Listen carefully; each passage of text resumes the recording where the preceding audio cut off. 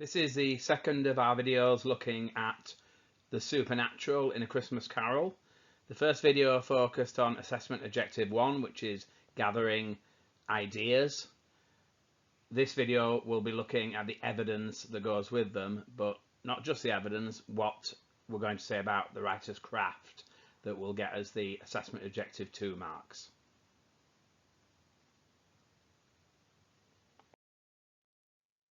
This is just a quick reminder of the 3 assessment objectives.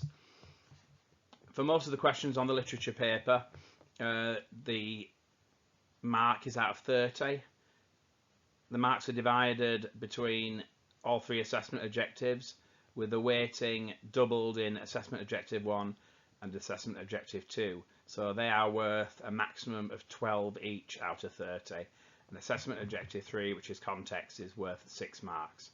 So in the first video we looked at the kind of things we might say about the supernatural and the different spirits that visit Scrooge in the novella. We also touched a little bit on the evidence that we might use, but this video is all about looking at the evidence in a smart way, so that you're not going to be burdened with having to revise too many quotations in preparation for the exam. And we'll also be looking at assessment objective 2 in a little bit more detail in terms of the things you would say about the pieces of evidence that you have chosen, because they will be the things that will get you onto the higher levels for assessment objective 2. So not just what techniques are used by the writers, but how those techniques are used and how they generate meaning.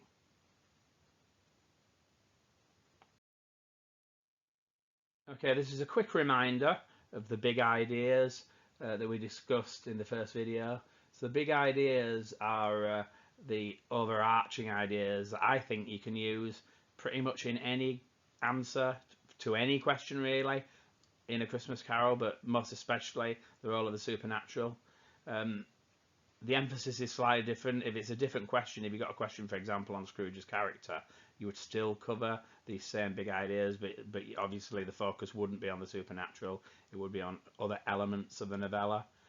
And pretty much any question you get, ideas very similar to these will be relevant to your answer. But there we have a summary of each of the ghosts and the role they play in affecting Scrooge and impacting him in the novella.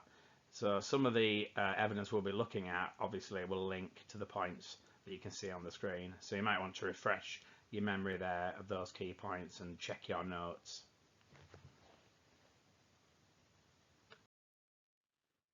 Okay, first of all, Marley's ghost.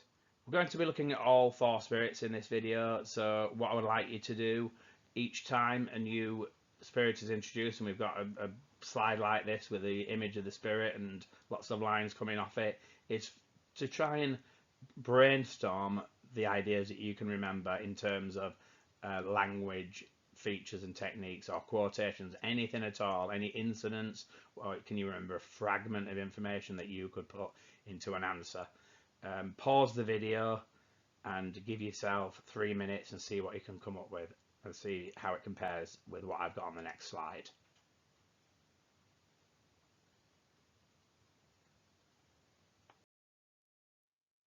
Okay, so these are the quotations I identified for Marley's ghost. They are in no way exhaustive. They give a summary of some of the key ideas that his visit impacts on Scrooge. If you think about the things we said right at the very beginning, the Marley's ghost is about shocking Scrooge and showing him the error of his ways. So you know, he wants to show Scrooge what will happen to him if he doesn't change. He's also about reinforcing Christian values.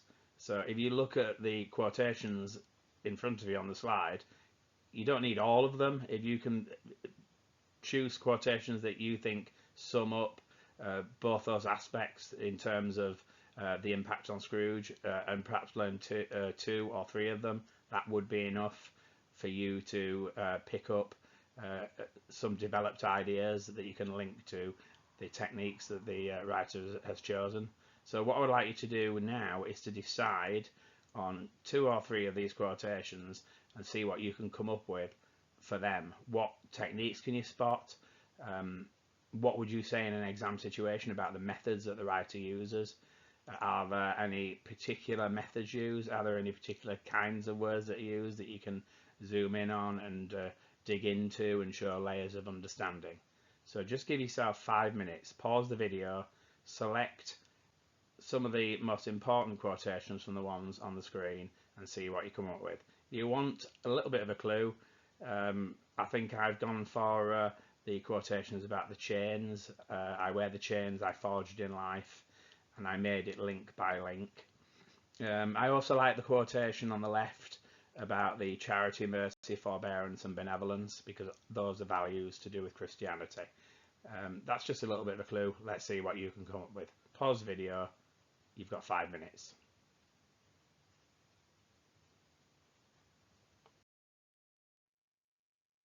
Okay, so the first language examples I zoomed in on, as I suggested on the previous slide, is the extended metaphor. Did you spot it was a metaphor? So we got this idea of chains representing sin. So when he says, I wear the chains I forged in life, what he's literally talking about, the chains representing the sin that he drags around with him, and each one of them represents something he has done in life. If you remember, there was another quotation about all the various objects that were hanging from the chains, and they had a lot to do with money. And Scrooge is very much like Marley. He's lived a very, very similar life. And when Marley shows him the chains he's dragging around, he's a reminder of the chains he himself already has made through the sin that he has been involved in, the greed and the avarice and desire for money. And linked to that is the other quotation. I made it link by link and yard by yard, so literally each part of the chain represents a sin. And it represents the sin of greed. It's one of the 7 deadly sins in the Bible, so you could throw in some contextual understanding there. It's also known as avarice. That's the old-fashioned word for greed. He wants to shock Scrooge, so I've also identified, you have laboured on it since it is a ponderous chain. So this is Marley really kind of hitting home to Scrooge about the level of his sin and how much more sin he's committed in the 7 years since Marley's death, because they led very similar lives, but he's had 7 more years of it, and that's why it's ponderous.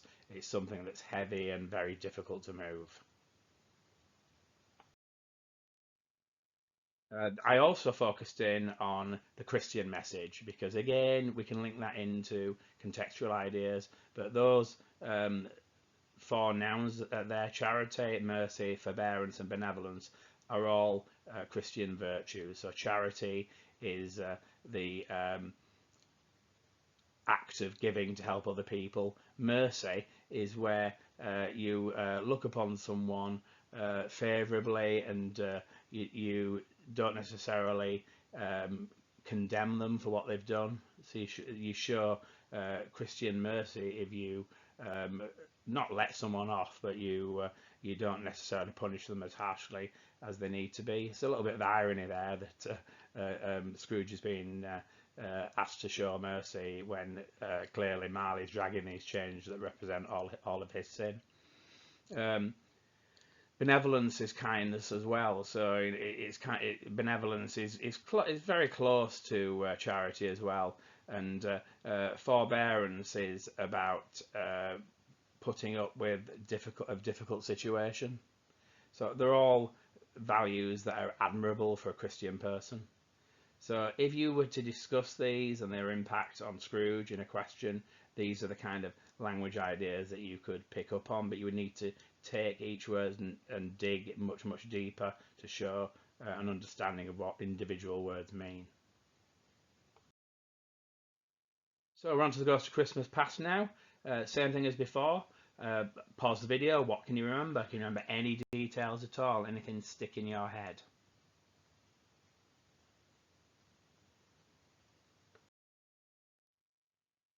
Okay, so these are some of the quotations you might have isolated for the Ghost of Christmas Past. So we want to think about the impact that the Ghost of Christmas Past has on Scrooge. A lot of the things on the screen there focus on his appearance and also, I suppose, the aspects of how his personality comes across. There are other things in this stave which have an impact on Scrooge that are not necessarily to do with those things, because so obviously, depending on the question, you can bring those ideas in as well. You don't just have to focus on the description of the spirit itself. But for the purposes of this video, we're just focusing on what the spirits look like and what they do. And I think the biggest impact that the spirit has on Scrooge is shining a light on the things he's forgotten about, which gives you a clue as to some of the quotations I might have identified here. But he also represents the things from Scrooge's past, and he represents Christianity as well. So same as before, pause the video, give yourself 5 minutes, see what you can come up with.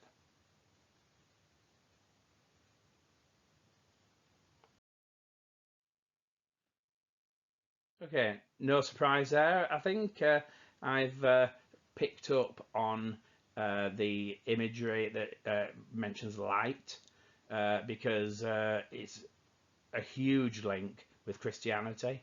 So we've got the description: from its head there sprung a bright, clear jet of light, and we've also got a great extinguisher for a cap. So the light that emanates from this spirit is so bright, there's a cap to try and keep it under control. And in fact, it's a theme of this particular stave that Scrooge can't bear the light, which in itself, the light represents knowledge and understanding and Christianity, and Scrooge can't bear it. It suggests, it implies that Scrooge is in darkness, and in fact a lot of the description of Scrooge is about darkness. So you can link, anytime there is reference to light and Scrooge's reaction to it, you can link that to the place that Scrooge is in.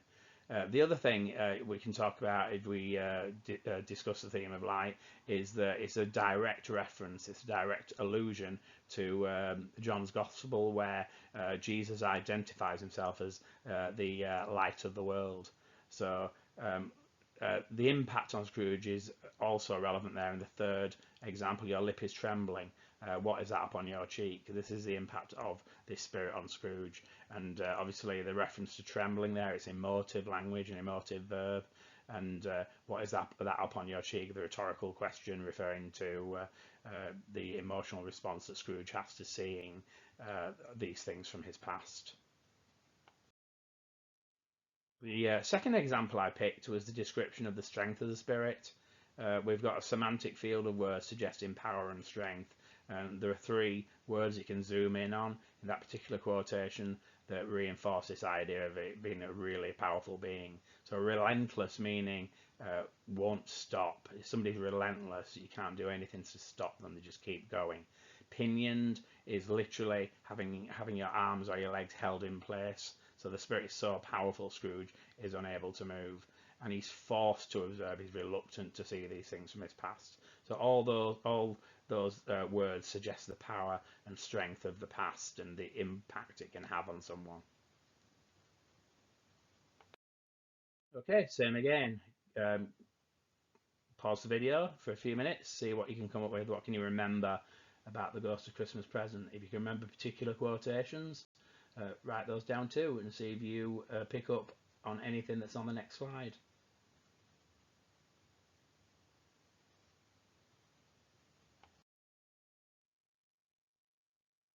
Okay, so number of quotations here. I think some of them are particularly relevant because a couple of them are quotations I think are relevant to virtually any question you might be asked. But I'm just interested to see what you might home in on. There are a couple that pick up the light imagery, so I think that might be a sensible image to zoom in on. There's one in particular I think that you surely have to include in your revision, and that's the reference to the boy is ignorance, the girl is want, because that is something that impacts on virtually anything you are asked about in the novella. So decide on 3 quotations from the ones on the screen there, and let's see what you can come up with for them. You've got 5 minutes, so if you pause the video, Let's see what you can come up with.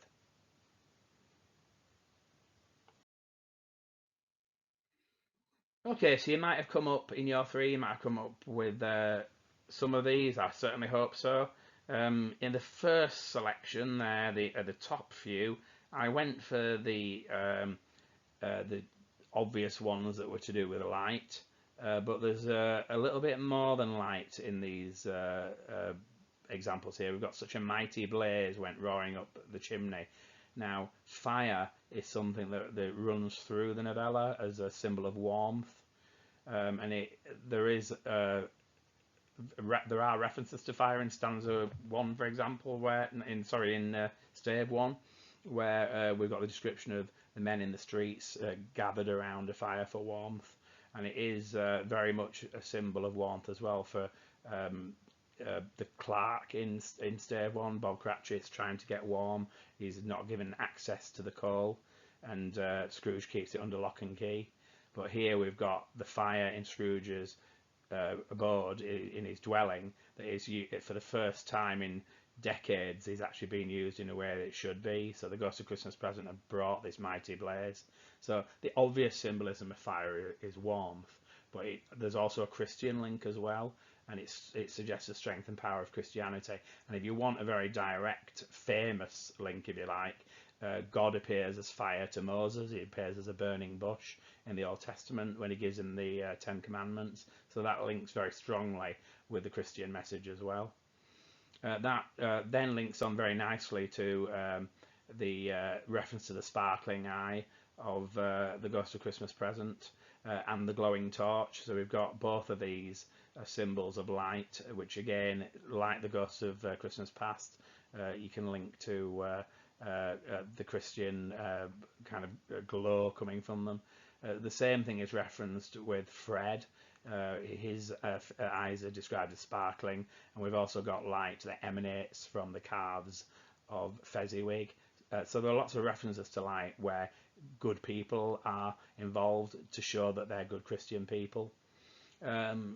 Not quite Christianity, but also linked because it's a torch carried by the spirit. It's in the shape of Plenty's horn, and I think that allusion's quite a powerful one because you can link it to the context of the time, which is to do with people not having enough food, because Plenty's horn in Greek and Roman mythology is a symbol of abundance. So there's lots you can say about that there. So I would certainly try to remember some of those details in preparation for the exam. He actually uses the torch as well to bless people, because although it's a torch, water comes from it, and water, when it's used on people, gives them a blessing, and even stops people from arguing with each other. You shed a few drops of water on them, their good humour was restored directly. So it's like a blessing that does help them. You cannot look at the Ghost of Christmas Present without considering ignorance and want. It's such a huge part of the novella, and it's such a powerful symbol. Basically, it's a boy and a girl that appear at the bottom of the robes of the Ghost of Christmas Present, and it's a warning about the effect of keeping the poor in a lack of education and not having enough to eat. Basically saying that if you do this to people, there will be a consequence. So it's a really, really powerful part of the novella. Now, at the start of the Ghost of Christmas Present's journey with Scrooge, he's shown the Cratchits, and he is very moved by what happens with Tiny Tim and what might happen in the future for Tiny Tim. But one of the lessons that the Ghost of Christmas Present wants him to learn is it's not just about one child, it's about all children. So it's not just looking after Tiny Tim and the Cratchits and making sure that good Christian family are okay. It's the poor in general, and this is where the stave comes into its own by the end. So we get reminded of Scrooge's words in the first stave, where when he's asked for money from the charity workers, he says, "Are there no prisons? Are there no workhouses?" But here, the Ghost of Christmas Present uses that against him, and it's absolutely central to what Dickens is trying to say in this novella. The Cratchits are one family, but they represent hundreds and thousands of families in similar situations. They just happen to be a good Christian family. If you want people to be a part of a society where there is no crime and people are good Christians, you need to treat them in a civilized way. And I think that's what ignorance and want show the reader, and that's really important. Okay, last but not least, the ghost of Christmas yet to come. The ghost of Christmas yet to come. You've got 3 minutes. Let's see what you can come up with. Pause the video.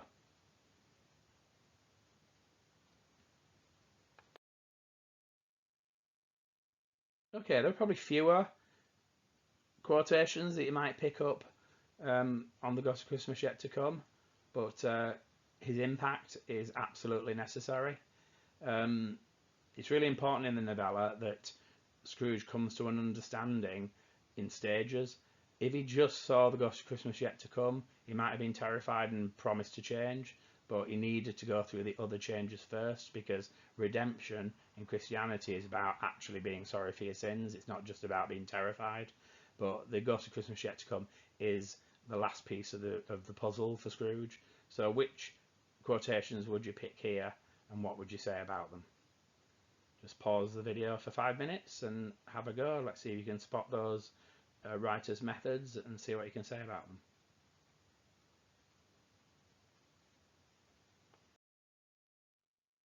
Okay, I think the obvious imagery used in the first collection, in fact probably all of them actually, of quotations is references to language that suggests death. So symbolism very much suggestive of death. So the first one there, it was shrouded in a deep black garment. So shroud is a cloth that used to be used on a dead body, used to be wrapped around a body. But it also, if something's shrouded, it's hidden. And the Ghost of Christmas yet to come is hidden because the future is unknown. But then we've got the references to deep black. So, and obviously the imagery of black is very much to do with death. A phantom is a ghost as well, so there is that aspect of this. But we have the three adverbs there to describe the movement of the phantom, which again reinforce this mystery of him. But one of them is gravely, and gravely obviously suggests death, because there is a meaning of the word grave to mean a place where a dead body is put, but also it means serious as well. And what the phantom represents is something very serious, because it's showing Scrooge his future if he doesn't change. And the final reference there is the spirit seemed to scatter gloom and mystery. And we've also got sibilant alliteration in that, with the S words of spirit, seemed, and scatter, and that creates the kind of that otherworldly kind of hissing effect as well. There is a couple. There are, sorry, a couple of good examples here of emotive language in the impact that the spirit has on Scrooge. So I identify the phrase solemn dread and his legs trembled. So both of them show the emotional impact on Scrooge, which I think is really important. There's another example there again of sibilant alliteration. So Scrooge feared the silent shape so much. So there's what, 1, 2, 3, 4, 5. Even in the word much, there's a little bit of sibilant alliteration. Again, suggesting a seriousness about what Scrooge is facing. And the last couple of quotations I've selected is also another example of emotive language, but this time it's turned on its head, because the emotive language prior to this was connected with Scrooge, but this time, ironically, it's the spirit that's showing the emotion. So we've got the reference to the hand shaking, the kind hand trembling, and it just seems to be to do with the joy that the spirit feels at Scrooge's redemption. So it's interesting the way Dickens uses language in this, because he talks about the kind hand, meaning the hand of the spirit, yet there's very little before this moment that suggests anything about the spirit that is kind. but he wants us to show how actually ultimately that Scrooge changes because of the things that the spirits have done, including the Ghost of Christmas Yet to Come, showing him what his future would likely be if he didn't actually change his ways.